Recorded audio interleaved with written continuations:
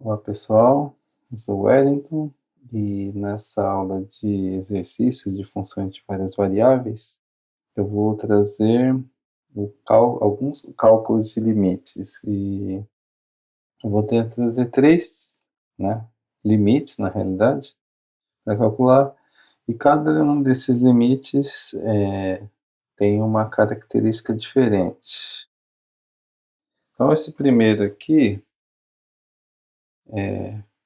bom, o exercício em si, né, são 3 itens, né, mas calcule ou mostre que não existe os limites abaixo de se eu distribuir em 3 slides aqui. Eu vou começar então com esse cálculo desse primeiro, que é esse limite para x e y tendendo a 0 a 0 de x² mais y² dividido pela raiz de x² mais y² mais 1, tudo isso numa raiz, isso tudo menos 1. Bom, o que faremos aqui? Bom, como tem uma raiz de uma coisa, né, quadrática aí, e um menos um fora, isso nos chama a atenção por tentar fazer uma racionalização, que é o que eu vou tentar fazer aqui, que eu vou fazer, na verdade. Bom, então a primeira coisa é multiplicar pelo fator conjugado, que a gente chama, né? Então é raiz de x² mais y² mais 1, como está menos 1 embaixo, a gente coloca o mais 1 aqui. Se está multiplicando em cima, a gente divide pelo mesmo fator, que aí um dividido por outro dá 1, né? x² mais y² mais 1 e mais 1 aqui fora. Bom, esse daqui então, ele acaba ficando esse limite aqui para x, y tendendo a 0, 0, de x² mais y² multiplicado por essa raiz aqui em cima, que é um x² mais y² mais 1, mais 1 aqui fora, e aqui dividindo, como ele é um fator conjugado, significa que quando você faz essa conta da multiplicação de menos com mais aqui, a raiz desaparece, então você fica com x² mais y² mais 1 menos 1. Esse mais 1 e menos 1, evidente, né?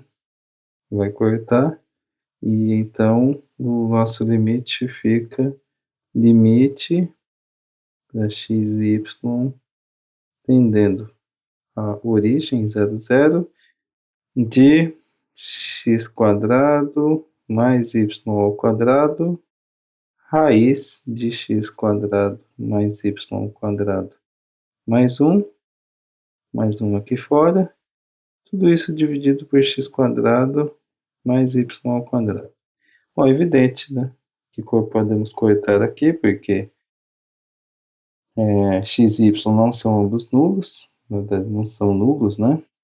A gente está querendo calcular o limite, então isso é diferente de zero, então esse limite acaba ficando limite x, y tendendo a 0, 0 de raiz de x² mais y² mais 1 aqui fora, e o cálculo desse limite a gente pode calcular direto, né? Então ficou raiz de 1 mais 1, que é 2, né? Então esse primeiro limite, fazendo essa racionalização, é um cálculo direto. Esse é um exemplo de um limite que existe e dá 2. Esse segundo exemplo é um exemplo de limite que eu já vou adiantar que não existe. Por que que não existe?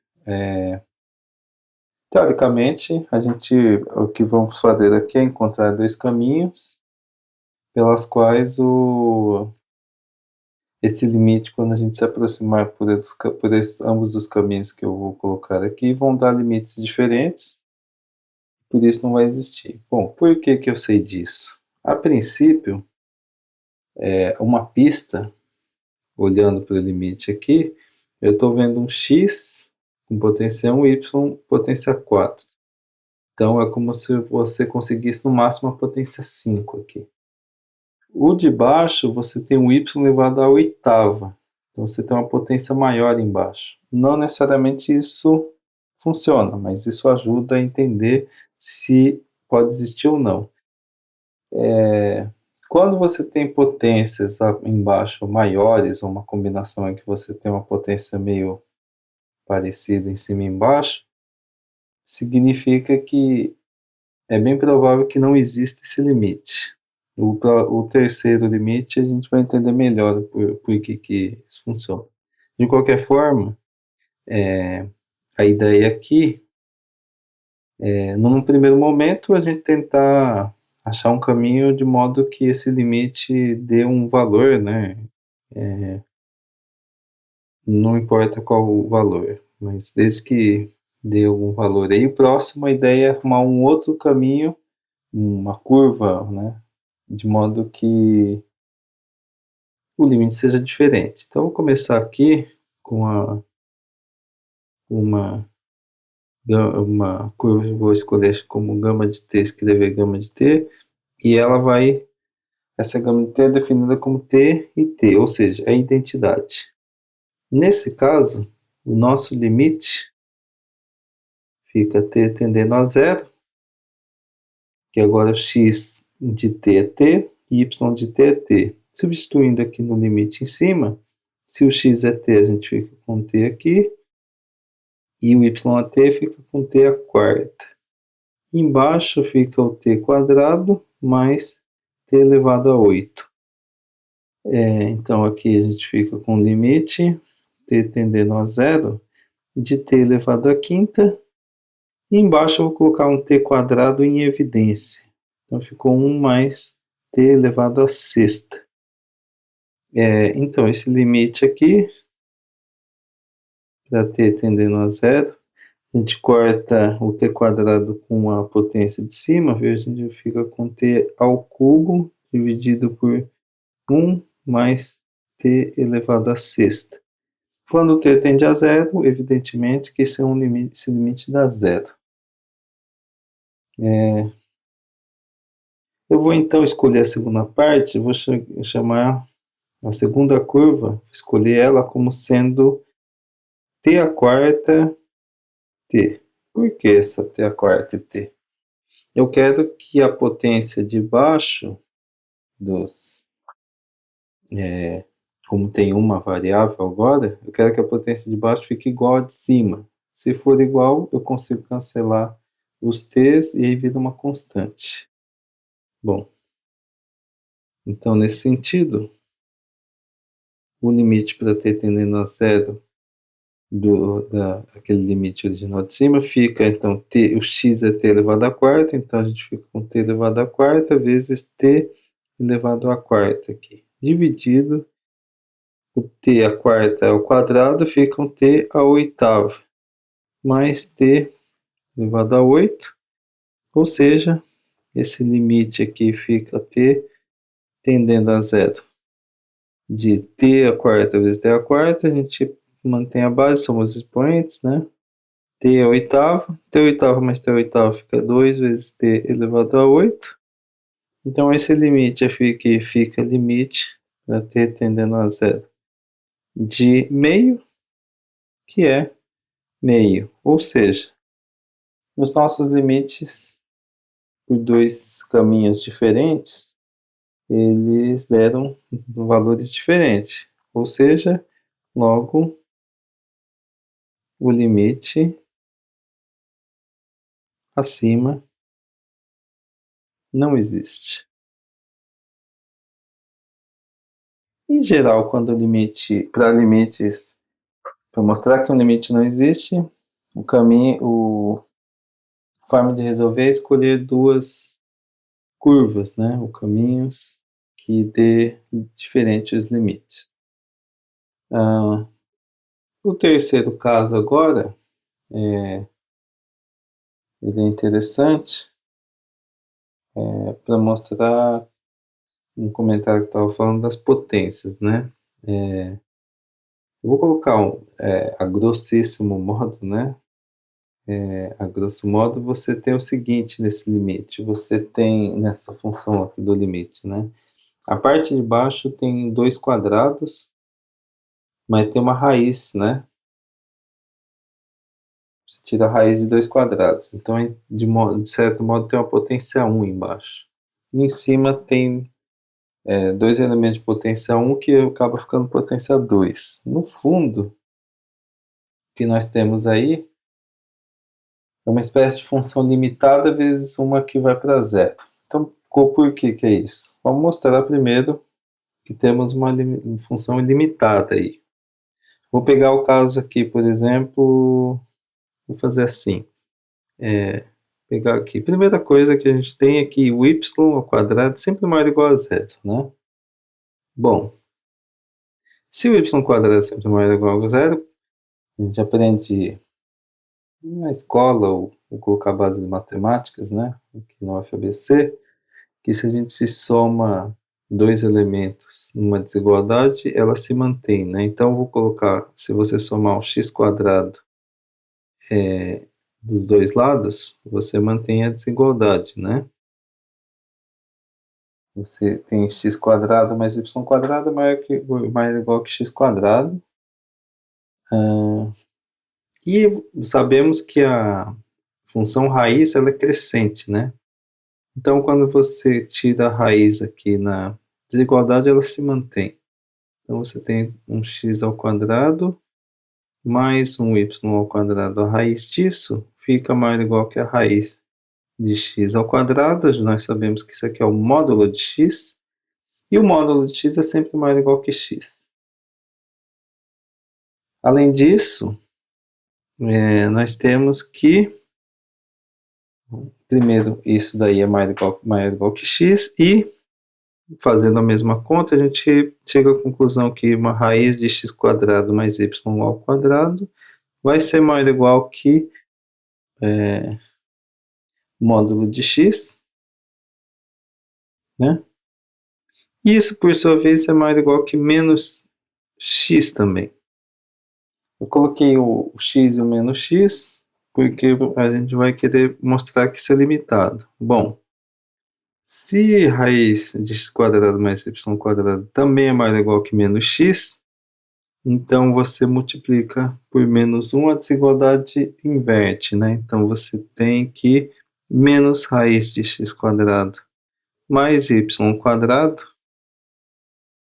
isso é menor ou igual que x, nesse caso.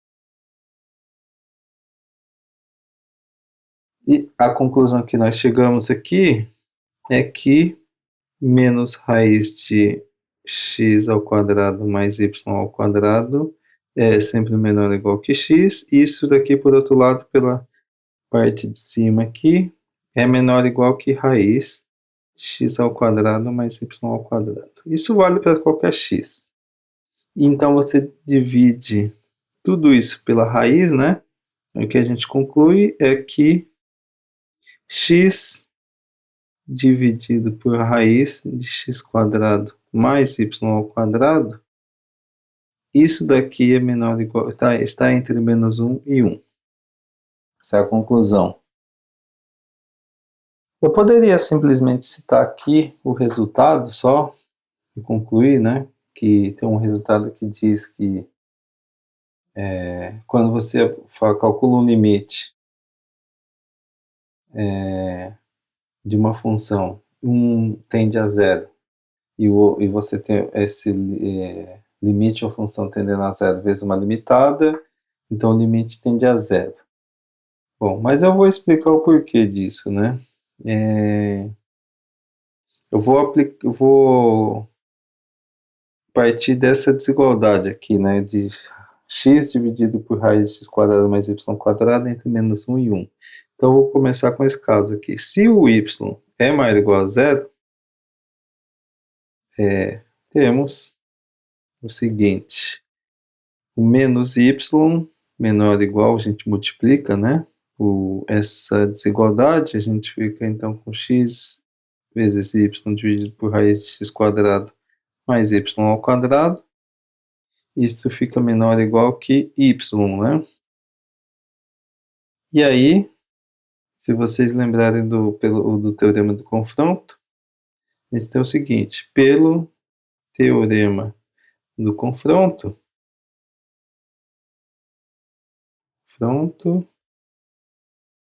obtemos que, bom, o limite para xy, né?